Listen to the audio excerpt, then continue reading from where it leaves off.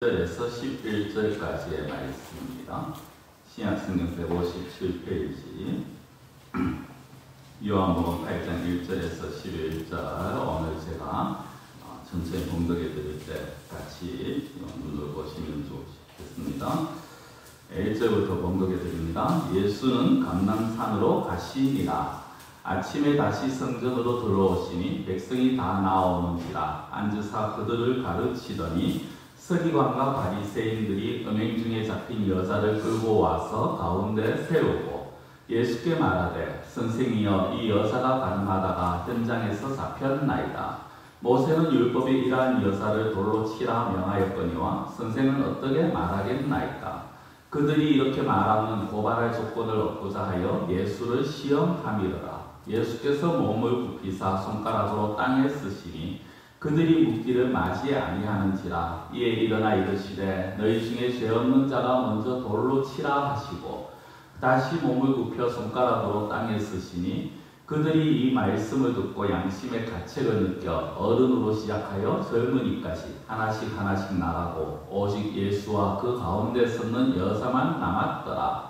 예수께서 일어나사 여자 외에 아무도 없는 것을 보시고 이르시되 여자여 너를 고발하던 그들이 어디 있느냐? 너를 정죄한 자가 없느냐? 예 대답하되 주여 없나이다. 예수께서 이르시되 나도 너를 정죄하지 아니하노니 가서 다시는 죄를 범하지 말라 하시니라. 아멘. 우리가 지난주에 초막절에 예루살렘에서 예수님께 거부하고 반항하는 그런 무리의 사람들을 보았습니다. 예수님의 형제와 예수님을 따르던 자들 중에 그리고 지도자들 이런 무리들을 보았는데요. 오늘 계속해서 그 초막절 절기 가운데 일어난 사건입니다. 이 당시의 초막절은 일주일에 걸려서 이제 진행이 되었습니다. 그래서 마지막 날이 되면은 사실상 이제 제사장이 초막절이 끝난다라는 것을 선포하기 전에 마지막 큰 잔치가 벌어지고요. 오늘 그 마지막에 다다랐을 때 이제 사건이 나타나게 되었습니다. 이 전날에 예수님께서 이제 감람산으로 올라가십니다. 그게 오늘 1절 말씀이고요. 감람산에 이제 기도하러 가시고 그곳에 계시다가 날이 밝아서 다시 예루살렘 성전으로 돌아오십니다. 예수님이 오셨다는 소식을 듣고 많은 사람들이 몰려들기 시작합니다. 그래서 또 예수님께 나오고요. 예수님은 성전 한쪽에서 이제 그들에게 말씀을 가르치시죠. 그런데 갑자기 웅성웅성거리는 소리가 납니다. 그러더니 한 무리들이 한 여인을 끌고 와서 마치 죄인을 끌고 다니듯이 그렇게 죄인 취급하듯이 끌고 와서는 예수님 앞에 끌어냅니다. 그 여인을 끌어낸 자들은 바리새인과 서기관들 당시 종교 지도자들이고요. 끌려온 여인은 그들의 말에 의하면 가늠하다가 현장에서 잡힌 자라고 그렇게 말을 합니다. 그들이 여인을 끌고 와서 예수님 앞에 내동댕이 치듯이 끌고 와서는 이렇게 예수님께 질문을 합니다. 선생님, 이 여자가 다른 남자와 불륜을 저질렀습니다. 다른 여자의 남편과 불륜을 저지르다 현장에서 잡혔는데 모세 율법에 의하면 이런 여자는 돌로 치라고 합니다. 당신은 어떻게 하시겠습니까? 라고 질문을 던집니다. 글로만 보면은 제가 지금 읽어드린 것도 그렇고 굉장히 정중하게 어떤 지식 있는 아니면 지혜로운 재판관에게 굉장히 정중하게 자문을 구하는 것 같죠. 근데 실상은 그게 아니라 좀 비꼬면서 예수님을 좀 시험하는 그런 내용의 말투고 문구입니다. 우리가 이 사건을요, 현장에서 잡혀온 여인이네 이렇게 간단하게 볼 수 있는 게 아닌 것이 조금만 생각하면 이 사건 자체에 상당한 좀 의심스러운 부분들이 몇 가지가 있습니다. 그 중에 하나가 뭐냐면은 현장에서 잡혀왔다라고 말을 하는데 그것을 과연 누가 증명을 하고 있느냐라는 겁니다.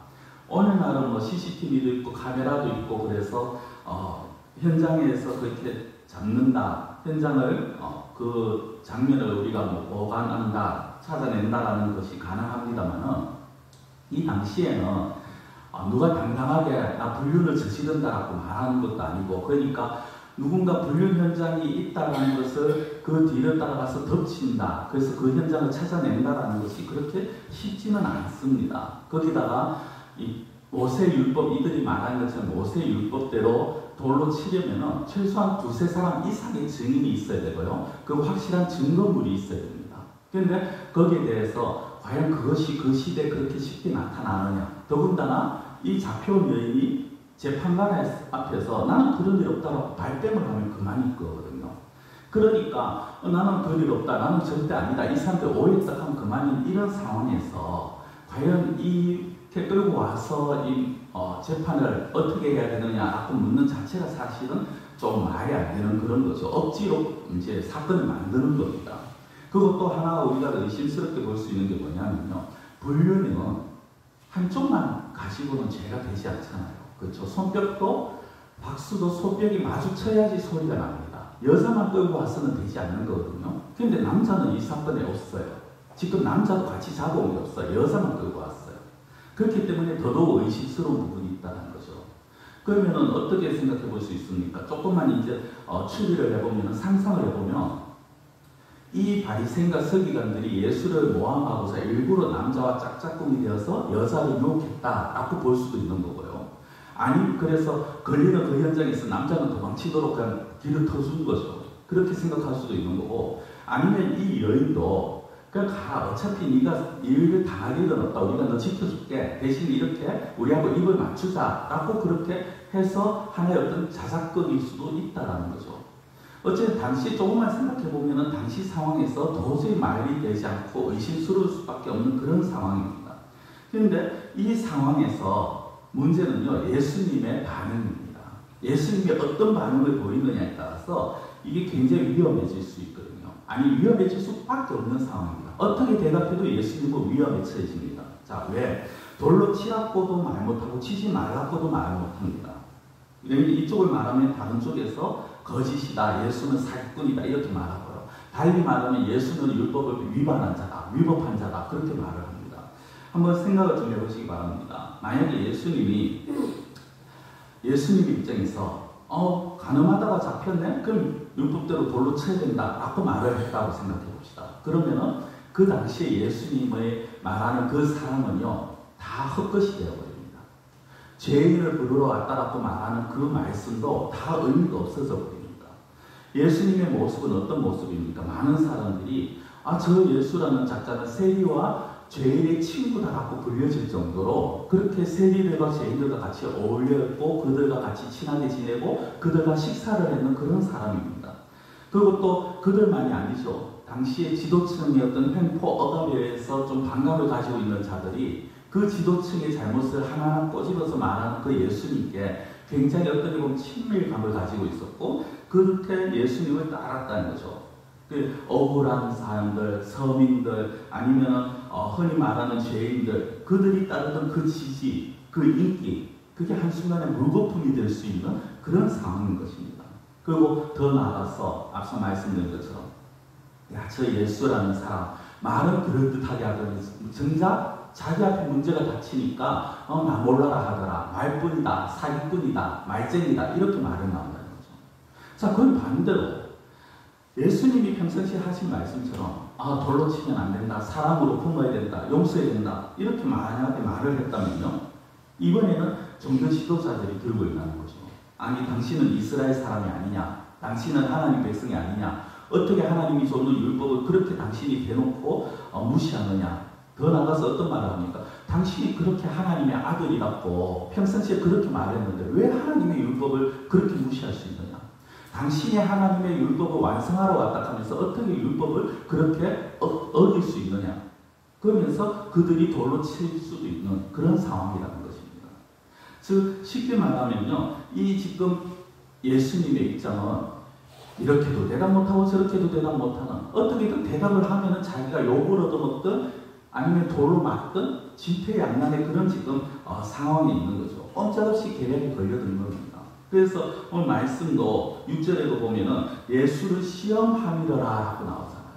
예수를 넘어뜨리고 잡기 위해서 지금 이 사건이 나오는 거죠. 예, 우리가 이제 이 사건을 제가 대략적인 개요를 말씀드리면서 우리가 오늘 좀 생각을 해볼 수 있는데요. 첫 번째로 우리가 생각해 볼 게 뭐냐면은 이 바리새인과 서기관들 어떻게 보면은 갑자기 또 그냥 왔다 갔다 하지 마세요. 그냥 있을게요.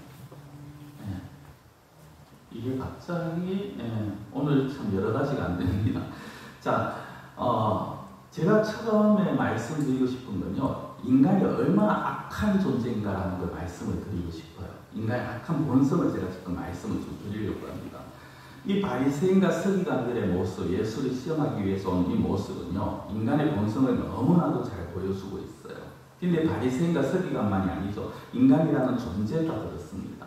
자기가 잘 되기 위해서는 다른 사람을 위해할 수도 있는 게 바로 인간이에요.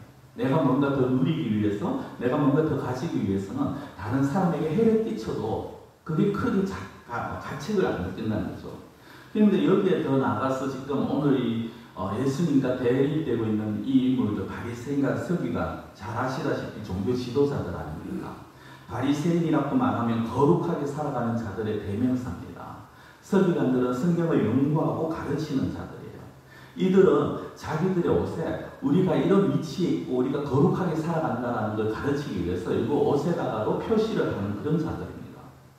그러니까 종교적으로 이스라엘 앞에서 그렇게 자기들은 하나님을 잘 믿는다, 하나님을 잘 섬긴다고 하는 자들인데, 그런 자들 보십시오. 자기의 마음에 예수라는 작자가 자기들 마음에 들지 않으니까 그런 그 예수를 죽이기 위해서 모함을 하고 지금 위험에 빠뜨리고 있다는 거죠.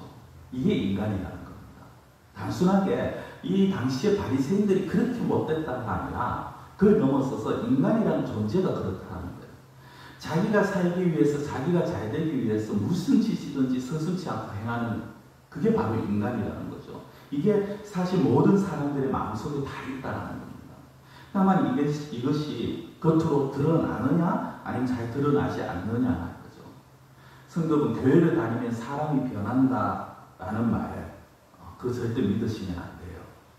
교회 다닌다고 사람이 변합니까? 아니요, 안 변합니다. 교회를 다녀도요, 근본적으로 그 사람이 거듭나고 변화되지 않는 이상, 새 사람 되지 않는 이상은 믿지 않는 자들과 아니 교회 다니기 전과 별 차이가 없어요.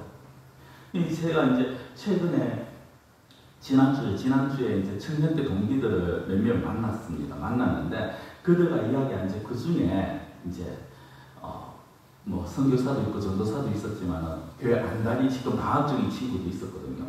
그 친구가 갑자기 무슨 이야기를 하다가 그런 말을 툭 내뱉더라고요. 야, 교회 다닌다고 다 선한 것은 아니더라. 교회 다닌다고 다 착한 게 아니고 교회 다닌다고 다 선한 게 아니고 네가 목사지만 내가 이 말은 해야겠다 하면서 하더라고요. 그래서 제가 부인을 못했어요. 오히려 맞장구 쳤어요. 그래, 맞다. 교회 다닌다고 다 선한 거 아니다 했습니다. 여러분, 성경을 한번 보십시오. 성경에도요, 항상 보면은 선인만 나오지 않아요. 착한 사람만 나오지 않습니다. 거기에 보면 어리석은 자도 나오고 악인들도 나오고 불의한 자도 나오고 좀 짐승 같은 자들도 나오고 위선자도 나오고 사기꾼들도 나와요. 그런데 이런 자들이 하나님을 만나고 나서 의로운 자로 바뀌어지느냐? 물론 바뀐 자도 있지만 하나님께서 그들을 불렀음에도 불구하고 여전히 그 내면이 바뀌지 않는 자들도 있죠. 우리 주변에도 마찬가지 아닙니까? 우리 주변에 악한 자들, 불의한 자들이 얼마나 많습니까? 그러나 그런 자들을 우리가 제대로 분별할 수 있어야 돼요.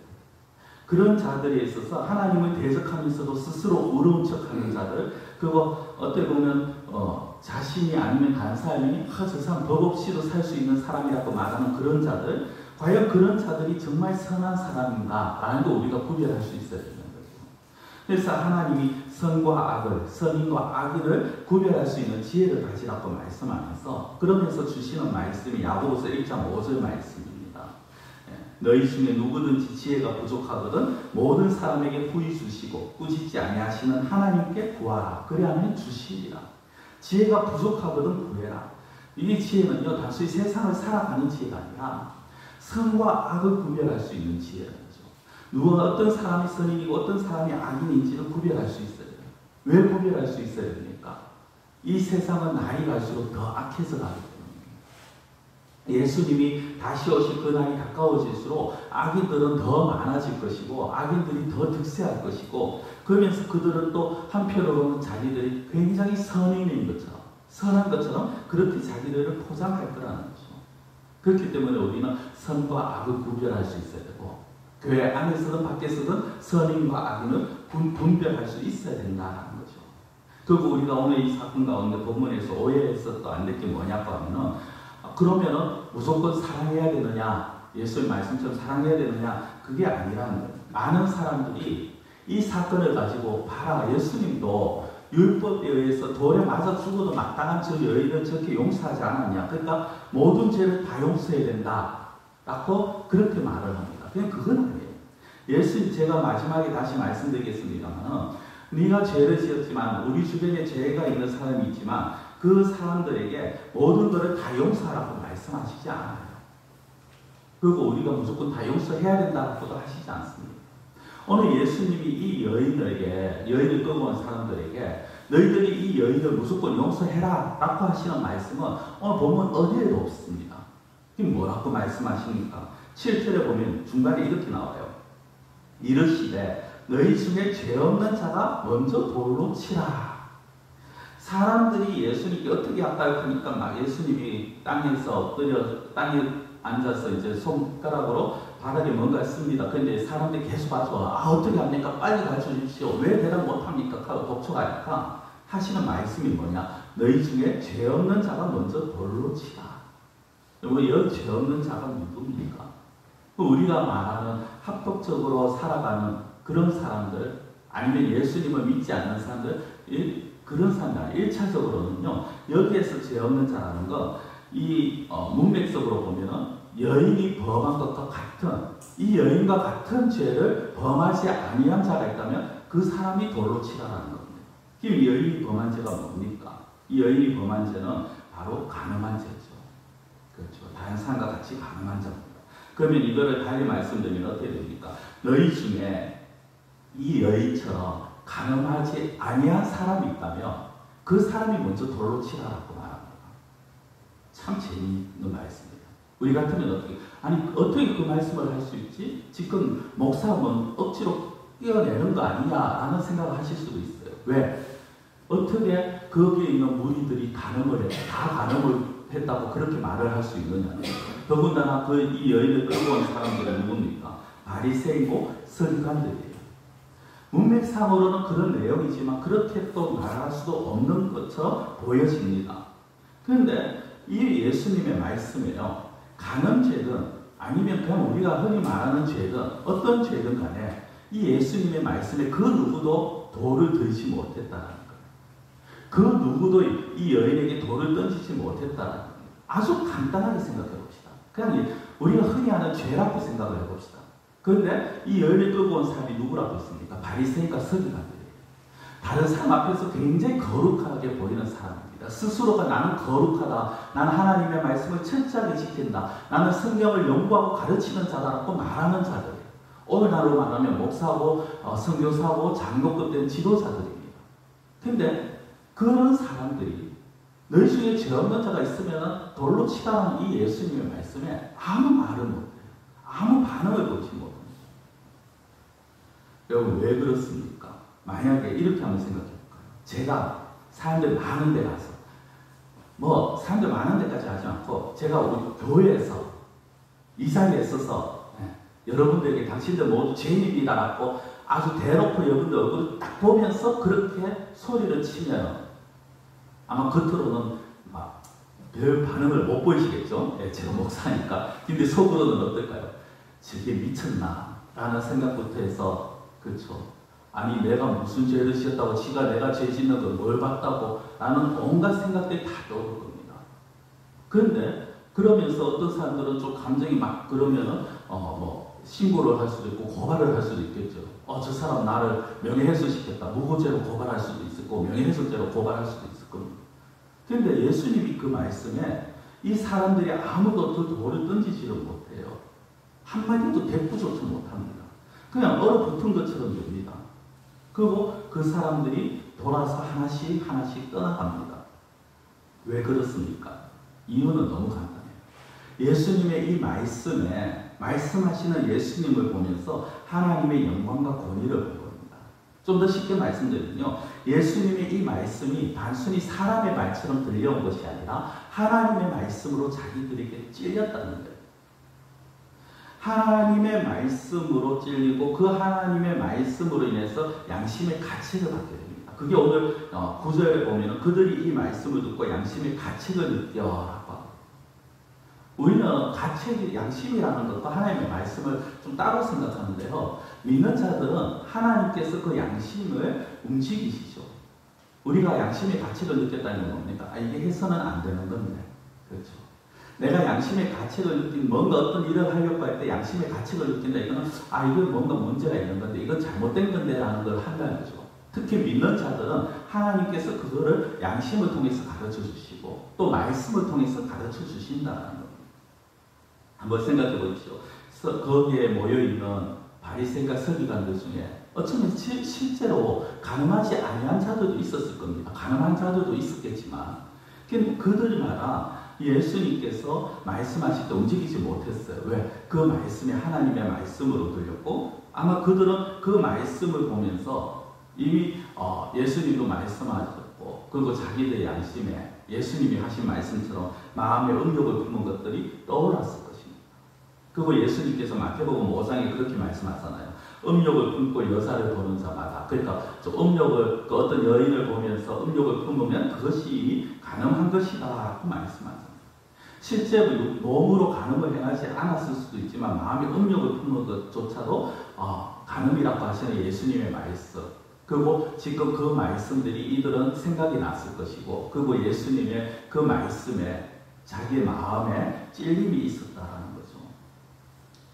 오늘날 보면 어떤 이런 성적인 부분에 대해서 사실은 참 너무 관대해진 것 같습니다. 간통죄가 사라진 지 한참 됐죠. 혼전 순결을 한다. 한때는 혼전 순결 서약까지 하는 운동도 막 있었습니다만 그것도 어느 순간 굉장히 어리석게 보입니다. 오늘 요즘은 세상에 그런 것이 무슨 문제냐 아무렇지도 않게 생각합니다. 심지어 어떤 이들은 결혼 전에 동거하는 것이 그게 좋다라고 그렇게 하는 젊은 세대들이 굉장히 많다라고 말합니다. 왜? 그렇게 해서 상대방과 나와의 어떤 성격도 맞춰볼 수 있다라는 거죠. 어떻게 보면 너무나도 자기 합리화를 시키면서 세상에서 그런 것들이 큰 문제가 아니라고 그렇게 말을 합니다.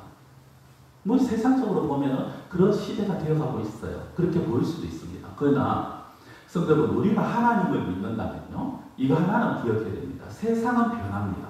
그렇죠? 세상은 변하고 사람들도 변하고 세상의 문화는 변합니다. 그러나 하나님은 변함이 없다라는 거예요.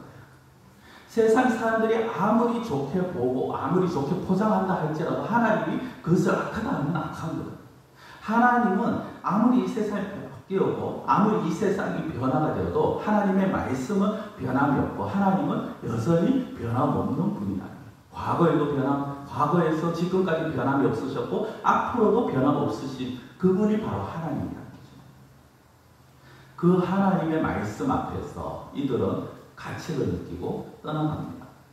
이 사람들이 예수님께서 그렇게 죄 없는 자가 먼저 돌로 치라는 이 말씀에 그들이 얼어붙어서 꼼짝을 하지 못하죠. 그리고 그 상황 속에서 예수님이 다시 땅에 뭔가를 쓰십니다. 뭘 쓰셨는지는 성경에 나오진 않아요. 어떤 학자들 말처럼 거기에서 거기 있는 사람들의 이름을 대면서 김아무개 무슨 죄, 박아무개 무슨 죄, 최아무개 무슨 죄, 어떤 제명을 다 적었을 수도 있어요. 예수 모르시는 게 없으신 분이니까. 아니면 어떤 그 사람들의 지금 마음이 없다든가 이런 걸 또 보여줬을 수도 있겠죠. 이게 정말 뭐를 적으셨는지는 모르겠습니다. 성경이 없으니까. 근데 그 글에 예수님이 쓰시면서 사람들이 그곳을 도망치듯이 떠났다는 거죠. 예수님의 말씀 앞에서 하나님의 말씀이 들렸고 그 말씀에 양심이 깨어나고 그 양심이 제대로 기능을 했다는 겁니다. 오늘날도 마찬가지죠. 아무리 교회가 교회답지 못한 이 시대입니다. 그렇죠? 제가 목사지만 목사답지 못한 목사가 얼마나 많은지 모릅니다. 믿는 자가 본이 되지 못합니다. 그런 상황에서 정말 어떻게 보면 참 돈이 안 된다. 정말 하나 볼 게 없다라고 말하는 그런 모습이고 그런 교회일 수도 있어요. 세상의 입장에서 보면. 근데 그거는요. 어디까지나 인간이 저지른 모습들이고 인간이 저지른 악행이라는 거죠. 그 안에서 여전히 하나님의 말씀은 그렇지만 지금도 여전히 살아있는 말씀이라는 것. 그 하나님의 말씀은 여전히 역사가 일어나는 말씀이라는 것이고 그 말씀이 바로 선포되어지고 그 말씀을 바로 듣는 자라면 시대가 어떻든 간에 그 사람에게는 역사가 일어날 수밖에 없다는 것입니다. 흔히들 말합니다. 사람 안 바뀌어. 아까 제가 서두에도 말씀드렸지만 사람 안 바뀌어. 내 안 바뀝니다. 그러나 그 사람이 하나님을 만나게 되고 하나님의 말씀이 그 안에 박히면요. 바뀌어집니다. 그러면 바뀔 수밖에 없어요. 바뀌어지게 되어 있어요. 하나님을 못 만나니까 사람이 안 바뀌는 거예요. 말씀을 하나님의 말씀을 받지 않으니까 그 사람이 바뀌지 않는 겁니다. 1900년대 초반에 1900년대 초에 평양에 김익두라는 유명한 깡패가 있었습니다. 얼마나 이 깡패가 유명했는지 이 사람도 아버지가 사실은 교회 제가 정확히 기억이 안 나는데 목사님인가 장로님인가 그래요.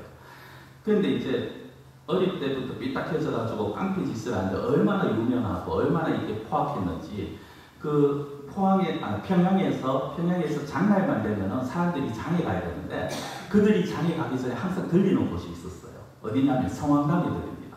거기서 소원을 빕니다. 아이고 제발 오늘은 김익두를 안 만나고 무사히 돌아오게 하옵소서. 제발 오늘 김익두 안 만나게 해주세요. 그 정도로 유명한 깡패였어요. 그런데 이 김익두가 어느 날 그 평양 시내에서 한 여자 선교사님으로부터 전도지를 하나 받습니다.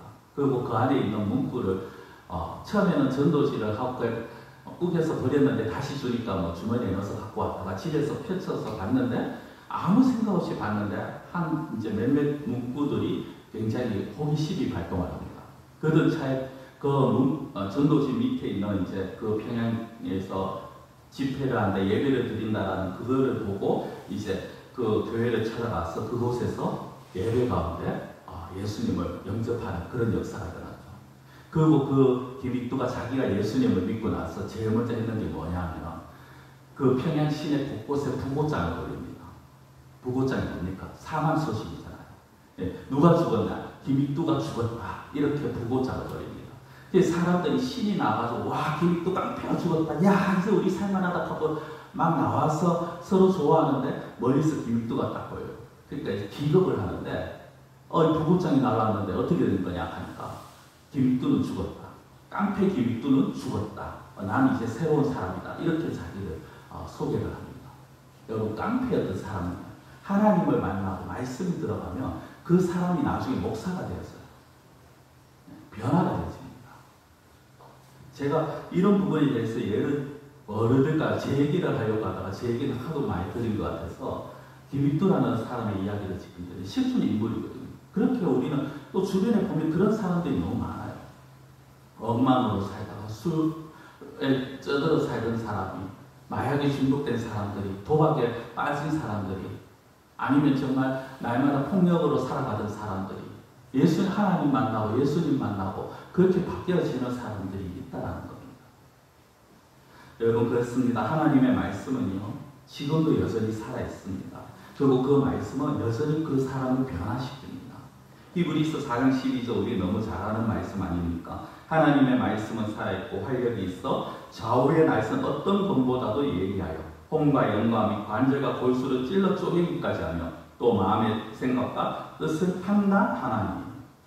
쉽게 말씀드려서 하나님의 말씀은 여전히 지금도 살아있고 능력이 있는 말씀. 그래서 그 말씀을 받아들이는 자들에게 하나님이 육신의 병과 마음의 병과 그리고 모든 것들을 하나님께서 고치시고 회복시키고 바꾸는 역사를 일어난다는 거죠.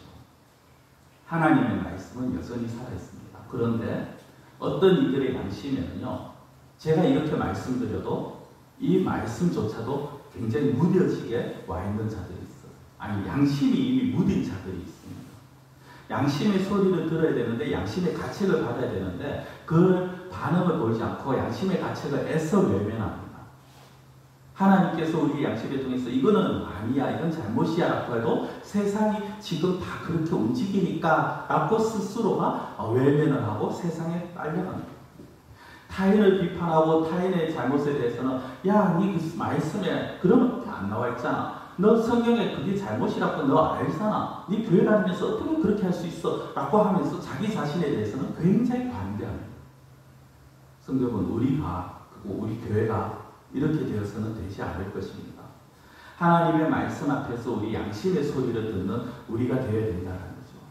죄 없는 자가 먼저 돌로 치라라는 그 말씀에 우리의 양심이 사실은 가책을 받아야 된다는 겁니다. 이런 사람이 소망이 있는 자예요. 왜냐하면 그런 사람은 하나님의 음성을 듣기 위해서 늘 귀를 기울이는 자이기 때문이죠. 예수님의 말씀에 모두 도망치듯이 사라졌습니다. 그리고 여인만 남았죠. 그 여인에게 예수님이 이렇게 질문합니다. 너를 정죄한 자가 없느냐? 너를 정죄한 자가 이제 어디 있는지 한번 둘러봐라라는 거죠. 그러니까 이 여인이 없습니다라고 묻죠. 그때 예수님이 이렇게 말씀합니다. 나도 너를 정죄하지 아니하노라. 그런데 이 말씀을요, 예수님이 그래 내가 죄를 가볍게 여겨줄게 이게 아니란 거죠. 사실 예수님의 이 말씀 안에요 굉장히 무거운 뜻이 있습니다. 여인아, 네가 범한 죄는 분명히 용서받을 수 없는 죄야. 네가 범한 죄는 분명히 돌로 쳐서 맞아야 될 죄야. 그렇지만 내가 너를 대신해서 짊어지고 너의 죄를 짊어지고 내가 너를 대신해서 너의 죄값을 치르겠다. 물론 여인은 그런 의미를 아마 지금 몰라요. 그런데 여인이 이제 한 6개월 후에 예수님이 십자가에 달리시고 죽으실 때 아마 그때 이 여인은 그런 것들을 깨닫지 않았을까요? 내가 죽어야 되지만 내가 죄값을 치러야 되지만 저 예수님이 나를 대신해서 죄값을 치르셨구나. 내가 죽어야 되고 내가 희생해야 되는데 예수님이 나를 대신해서 희생을 했구나. 어떤 의미에서 보면요, 죄를 용서받은 여인의 입장에서는 자기가 한 게 아무것도 없습니다. 그렇죠? 근데 용서하는 쪽에서는 어떻게 되죠? 용서하는 쪽에서는 생명을 거르는 거예요. 목숨을 거르는 거죠.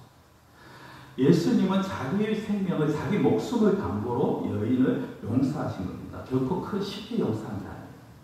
우리가 기억해야 될 게 이겁니다. 여러분들, 우리가 하나님의 자녀가 되고 우리의 죄가 용서받은 것은요, 그냥 결 쉽게 되신 게 아니에요. 우리 입장에서는 선물입니다. 우리 입장에서는 공짜죠. 그러나 하나님 입장에서는 자기 사랑하는 아들의 목숨으로 그 모든 걸 치르신 거예요. 굉장히 큰 거를, 아주 이 세상에서 값비싼 것을 대가로 치르신 거죠. 그렇기 때문에 우리가 이것을 늘 기억해야 된다는 거죠. 그러면서 이 여인을 보내면서 마지막 한 가지 말씀을 하시죠. 뭡니까? 오늘 말씀 제목처럼 나도 너를 정죄하지 아니하노니 가서 다시는 죄를 범하지 말라. 나도 너를 정죄하지 아니하니 가서 다시는 죄를 범하지 말라. 여러분, 다시는 죄를 범하지 말라. 이 말씀이 구원받은 우리가 날마다 새겨야 될 말씀이에요. 이 말씀은요, 내가 너 용서할게. 그러니까 가서 그냥 단순하게 죄 짓지 마. 근데 이게 예수님이 이렇게 말씀하신다고 진짜 예수님이 만약에 이 자리에 탁 나타나셔서 내가 너희들 위해서 목숨 바쳤잖아. 그러니까 너희들 죄 짓지 마. 그러면은 여러분들 우리가 당장 오늘 오후부터 죄가 안 지을 수 있을 것 같습니까? 아니요. 절대 안 됩니다. 예수님이 나타나셔서 말씀하셔도요, 조금 지나면은 우리도 모르게 우리가 죄를 짓고 있어요.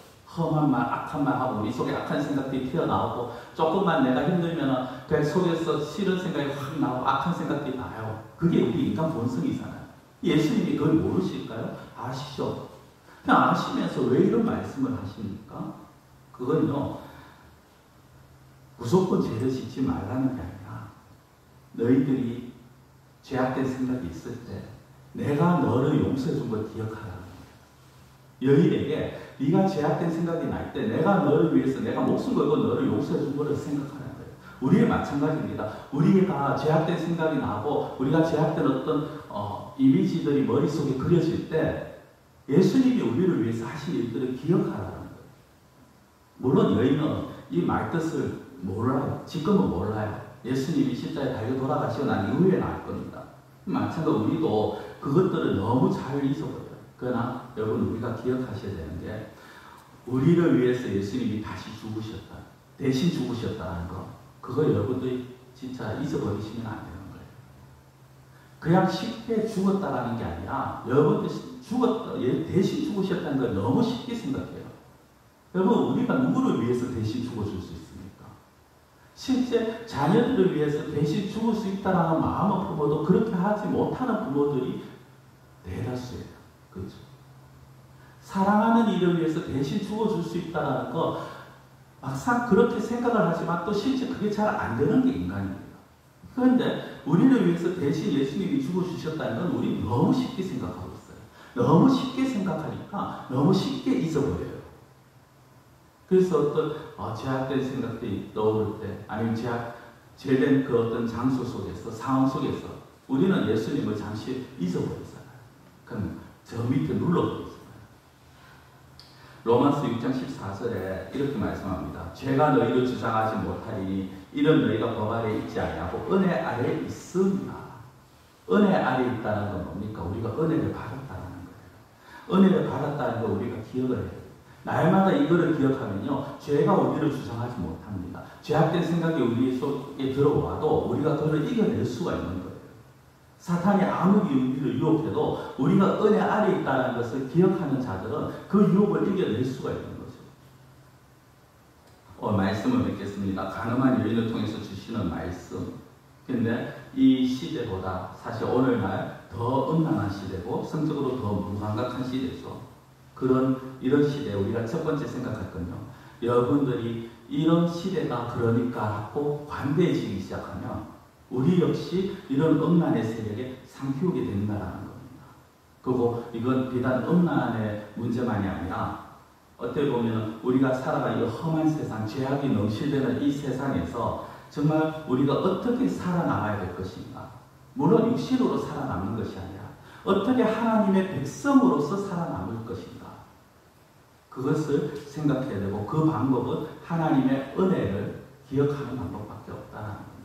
여러분들 하나님의 은혜를 늘 기억하시기 바랍니다. 예수님이 대신 지신 십자가를 항상 생각하시기 바랍니다. 그 십자가는 원래 저와 여러분들이 져야 되는 십자가였어요. 우리가 죽어야 될 것이었죠. 그러나 예수님이 자신의 목숨을 대신해서 우리를 구원하시고 대신 십자가를 지셨다는 것을 기억하시고 그 십자가를 붙드시고 은혜 아래 머물기 위해서 날마다 예수님을 묵상하십시오. 그럴 때 여러분들이 죄를 이겨내고 이 세상을 이겨내고 승리의 계가를 부르시면서 살아가실 수 있으실 것입니다. 기도드리겠습니다. 사랑의 하나님 아버지, 우리가 살아가면서 이 세상은 너무나도 험악하고 또 너무나도 음란하고 너무나도 타락한 세상입니다. 이런 세상 가운데서 정말 우리가 하나님의 은혜를 받았고 예수님의 그 대속의 은혜로 우리가 죄용서함을 받고 구원함을 받았는데 우리가 이 사실을 너무나도 쉽게 망각하고 있습니다. 이 사실을 너무나도 쉽게 잊어버리고 있습니다.